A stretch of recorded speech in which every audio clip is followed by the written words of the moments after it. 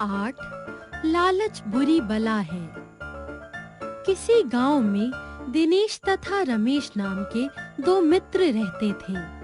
दोनों मित्र आपस में बहुत प्रेम करते थे, परंतु रमेश बहुत चतुर तथा होशियार था, जबकि दिनेश सीधा सादा और ईमानदार व्यक्ति था। दिनेश और रमेश अपनी निर्धनता के कारण बहुत दुखी रहते थे। दोनों ने एक दिन विचार किया कि क्यों न विदेश चला जाए, वहां जाकर बहुत पैसा कमाया जाए और फिर वापस आकर आराम से रहा जाए। एक दिन सलाह करके दोनों मित्र विदेश के लिए निकल पड़े। विदेश में पहुंचकर दोनों का व्यापार खूब चला। दोनों ने बहुत सा धन एकत्रित किया। एक दिन दोनों मित्रों ने गांव वापस लौटने का विचार किया तथा अगले ही दिन गांव की ओर चल पड़े। काफी यात्रा करने के बाद जब वे गांव के निकट पहुंचे तो रमेश के मन में एक गलत विचार ने जन्म लिया।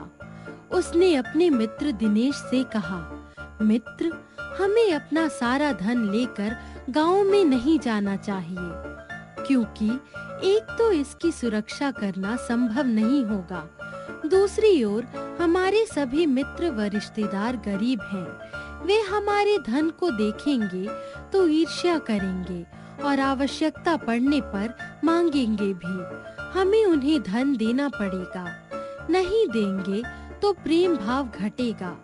इसलिए हमें थोड़ा सा धन लेकर गांव में जाना चाहिए तथा शेष धन यही सुरक्षित स्थान पर छिपा देना चाहिए और जब आवश्यकता होगी हम धन खोद कर ले जाएंगे। दिनेश को रमेश की बात बहुत पसंद आई। दोनों ने मिलकर एक पेड़ के नीचे गड्ढा खोदा और अपने अपने धन का अधिकांश भाग वहीं रखकर गड्ढे को मिट्टी से बंद करके वे खुशी-खुशी गांव चले गए। गांव आने के 4 दिन बाद रमेश के मन में पाप जागा। उसने सोचा कि क्यों न मैं जाकर सारा गड़ा धन खोद लाऊं। बाद में दिनेश के ऊपर चोरी का आरोप लगाकर उसे फंसा दूंगा और उसके धन से मौज करूंगा। वह एक दिन अर्धरात्रि में उस स्थान पर गया और सारा धन खोद लाया तथा अपने घर में छिपा दिया। इस घटना के 1 हफ्ते बाद एक दिन रमेश ने दिनेश से कहा, मित्र, उस दिन जितना धन हम गांव लेकर आए थे वह खत्म हो गया है। चलो कुछ और धन लाया जाए। दिनेश सहर्ष तैयार हो गया। दिनेश और रमेश दोनों मित्र उस स्थान पर गए तथा पुनः गड्ढे को खोदा तो वहां धन नहीं मिला। रमेश जोर-जोर से रोने लगा, मैं तो लुट गया, मेरा सर्वनाश हो गया, मेरा सारा धन तुमने ही चुरा लिया। दिनेश की समझ में कुछ न आया। उसने कहा, हम दोनों के अतिरिक्त किसी ने धन गाड़ते नहीं देखा था। मैंने धन नहीं निकाला। आखिर धन कहाँ गया? जरूर रमेश ने ही चुराया होगा।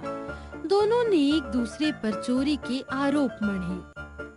अंत में मामला गांव की अदालत में आया।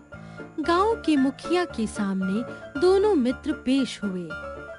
दोनों एक दूसरे को दोषी ठहरा रहे थे।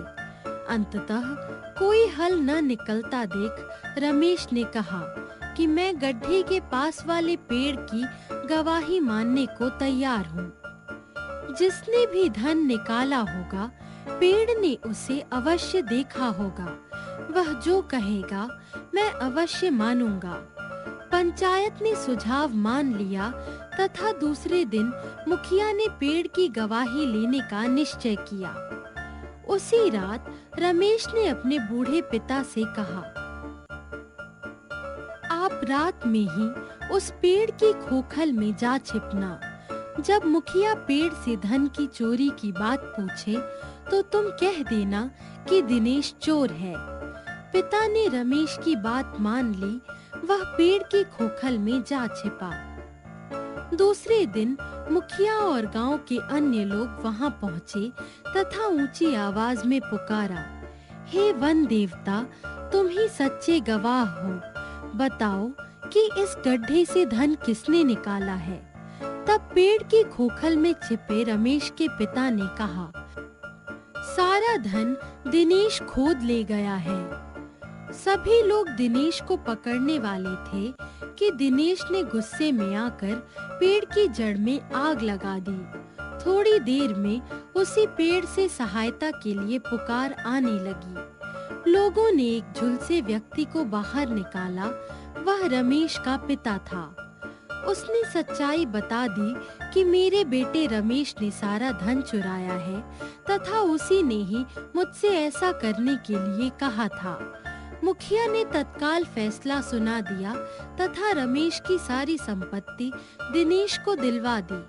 रमेश का पिता आग झुलसने के कारण मर गया।